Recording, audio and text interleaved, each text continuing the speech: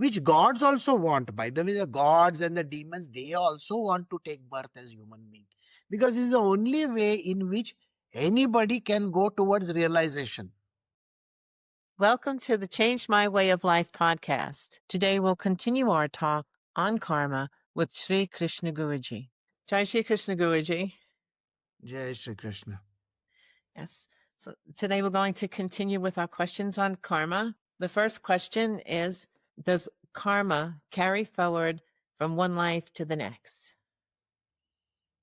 Yes, there are three types of karma, and what you are talking about is accumulated karma. So, whenever we have taken a life, that means we are born and we die, we accumulate a whole load of karma, and that doesn't get used up all the time. So, what happens is this accumulated karma keeps on accumulating in our books, the karmic book, and whenever we are born, we come with a small portion of it for usage, which means we have to repay it back during this lifetime. So you have taken a life this time, that is, you are born on this earth to repay. And that repayment, that karma that is there, is called Prarabdha karma. So from the accumulated, a small portion is what we are going to use. Now, the big portion still remains over there. How do you get rid of that big portion? Well, you have to take a number of lives every now and then. That means you have to be reborn again and again and again. There is a cycle of rebirth that happens. Because not everything can be finished up at one time. Because you have karma with billions. When are you going to finish that off? So naturally, not everybody will be available to you at this particular juncture in life. So they may be available in your next life or the next, wherever it is available. So the karma cycle is a continuous cycle. It never becomes zero till you reach what is called as realization or enlightenment, or you are able to go away free. That means you are liberated. That's the only time when you can get off. Yes, Guruji. Do children suffer from karma from their past lives? See, when a child is born, we are still thinking that the day he is born is the time that he has taken a form. And the day the person passes off, that means he dies, we assume that that is the beginning and that is the end. We have taken these 2 points into consideration. But if I were to take rebirths into consideration, you will find that this is just one small portion of the lifetimes that he has led. What makes us think that that is the birth and that is the death? Remember that we are eternal. That means we are going to keep on coming, taking forms after one after the other. Because as a spirit soul, you are supposed to keep on taking forms till the time you become enlightened. So even if you are born as a child in some family, you are still having sufficient amount of karma from all your previous lifetimes, which is again in Sanchit. Sanchit means accumulated. Also, it contains Prarabdha karma, which you have come to spend in this lifetime. Now, let us say you are born with some congenital problem. Now, like this particular body had a congenital problem. Now, this congenital problem has continued till I'm still alive, but the problem is still there. So you will find that there are lots of people with a hole in the heart, and there are so many things which they have to go through their life. So all that really matters. And the reason why they have that issue is because of some past life karma which they have paying with this particular issue in this life. So as a child, you may be born hale and hearty, or you may have certain defects, or there might be something which may come about just after birth also. It is possible. Yes, Guruji. So, Guruji, can we remember any of our past life karmas? It's a rarity. We normally don't remember any of our past life karmas. Unless and until you are an enlightened person, You know all your past lives. In most of the scriptures, you will find that there is someone who is an enlightened person. He may remember his past lives.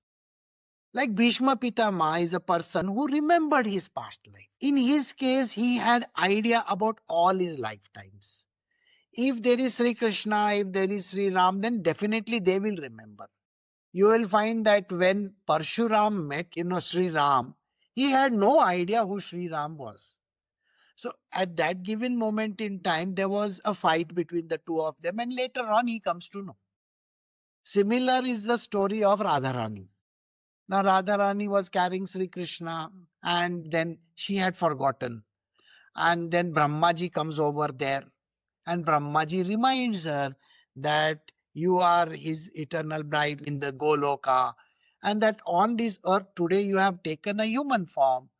So that moment she remembers. But once that episode is over, she forgets about it once again. See, it is always the case of remembrance and forgetting. Many a times we will not even have any clue. And that is the reason why, let us say, if I have an idea that somebody is related to me, just think about it, what kind of problems this can create. Just think about it, that your wife was your sister. How can that be? It is going to cause a lot of problems to you.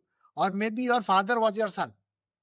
That is going to create problems. So in some previous life, there was this anomaly, like today, he may be your father. So this kind of knowledge can be very detrimental to the person.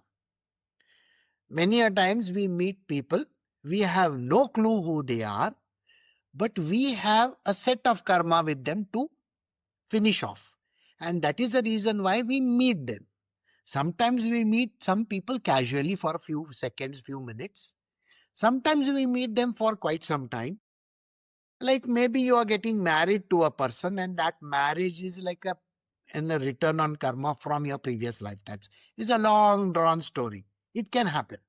And that is the reason why many a times it is nobody may remember. Just very few people, just very few. You can count them. Those are the people who may remember who they were in their past lives. Yes, Guruji. So is our reincarnation, is that necessary to complete karma? Reincarnation is a must. The reason is whenever you take birth on this planet Earth, today you may be born as a horse, or you may be born as some other animal. Sometimes you may be born as a bird, maybe even a fish. We don't know. Whatever birth that you're taking besides human birth, you are paying off certain debts. You're not creating new debts. As a fish or as an animal or as a bird, you're not creating karma. Please remember this. You're actually repaying few people. Those whom you meet during your lifetime. As a fish, you may get caught by somebody. Maybe you're repaying something. But as a human being, which is the only time that you create karma or you have come to dissipate it in a one-on-one basis. This you got to know. So, if you take birth as a human being, which gods also want, by the way, the gods and the demons, they also want to take birth as human being. Because this is the only way in which anybody can go towards realization. You cannot get realized if you are a cat, a dog, or elephant, or something like that. Please understand, even as a bird, you cannot get realization. All right? You cannot get realization if you are a demigod also. But demigods are also not allowed to get realized. Neither are the demons. Okay? They are going to take a human form, and then they have to repay certain debts, and then only they will be able to get liberated. That means getting off this whole system of rebirths, getting born again and dying and so on and so forth. So that is the reason why all this circle needs to be completed. This is how it works. Yes, Guruji. Well, Guruji, thank you very much for answering these questions today. You're welcome.